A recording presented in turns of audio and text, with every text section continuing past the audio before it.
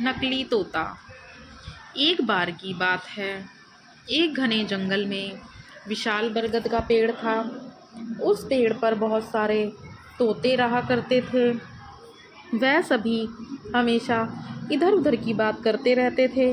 उन्हीं में एक मिट्ठू नाम का तोता भी था। वह बहुत कम बोलता था और शांत रहना पसंद करता था। सब उसकी इस आदत का मजाक उड़ाया करते थे, लेकिन वह कभी भी किसी की बात का बुरा नहीं मानता था।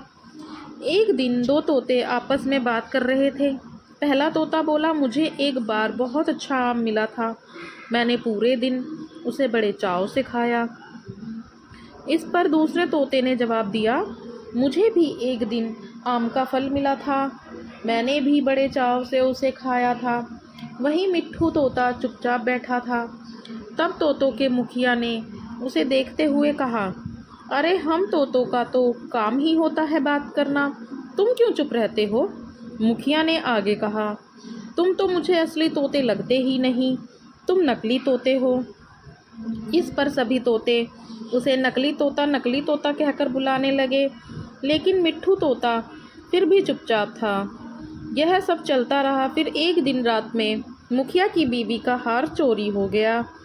मुखिया की बीवी रोती हुई आई और उसने पूरी बात बताई।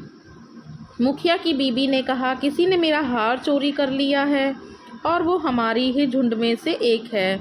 यह सुनकर मुखिया ने तुरंत सभा बुलाई। सभी तोते तुरंत सभा के लिए इकट्ठा हो गए।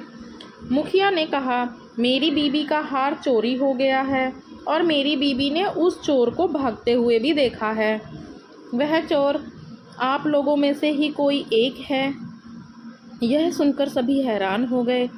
मुखिया ने फिर आगे कहा कि उसने अपने मुंह को कपड़े से ढक रखा हुआ था, लेकिन उसकी चोंच बाहर दिख रही थी। उसकी चोंच लाल रंग की थी। अब पूरे झुंड की निगाह मिट्ठू तोते और हीरू नाम के एक दूसरे तोते पर थी, क्योंकि झुंड में केवल इन्हीं दोनों की चोंच लाल रंग की थी। यह सुनकर सभी मुखिया से चोर का पता लगाने के लिए बोलने लगे, लेकिन मुखिया ने सोचा कि ये दोनों मेरे अपने हैं, मैं कैसे इनसे पूछताछ करूं कि तुम चोर हो क्या। इसलिए मुखिया ने एक कौवे से इसका पता लगाने के लिए मदद ली। असली चोर का पता लगाने के लिए कौवे को बुलाया गया। कौवे ने लाल चोंच वाले हीरू और मिट्ठू तोते को सामने बुलाया। कौवे ने दोनों तोते से पूछा कि तुम दोनों चोरी के समय कहाँ थे। इस पर हीरू तोता ज़ोर ज़ोर से बोलने लगा, मैं उस दिन बहुत थक गया था, इसलिए खाना खाकर मैं उस रात जल्दी सोने के लिए चला गया था। वहीं मिट्ठू तोते ने बहुत धीमी आवाज़ में जवाब दिया। उसने कहा, मैं उस रात सो रहा था। इस बात को सुनकर कौवे ने फिर पूछा, तुम दोनों अपनी बात साबित करने के लिए क्या कर सकते हो?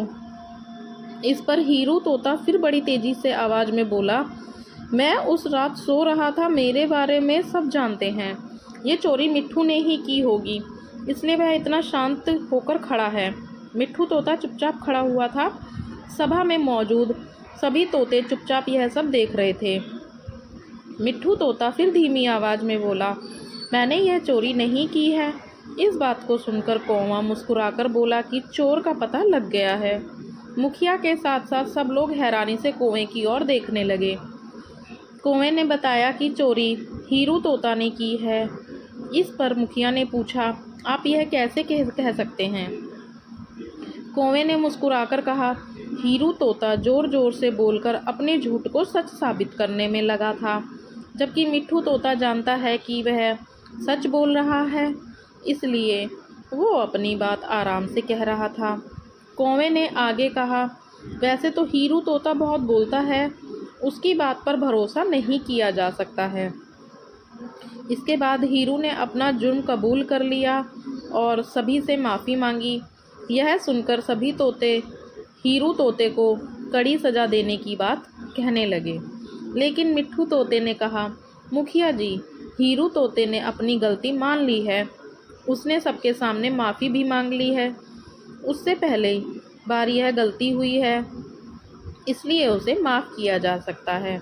यह बात सुनने के बाद मुखिया ने हीरू तोते को माफ़ कर दिया। तो दोस्तों, हमें इस कहानी से यही शिक्षा मिलती है कि कभी कभी ज़्यादा बोलकर हम अपनी अहमियत खो देते हैं, इसलिए ज़रूरत के समय ही बोलना चाहिए। दोस्तों, अगर कहानी पसंद आई हो तो please like, share and subscribe करें और कमेंट करके बताएं आपको कहानी कैसी लगी।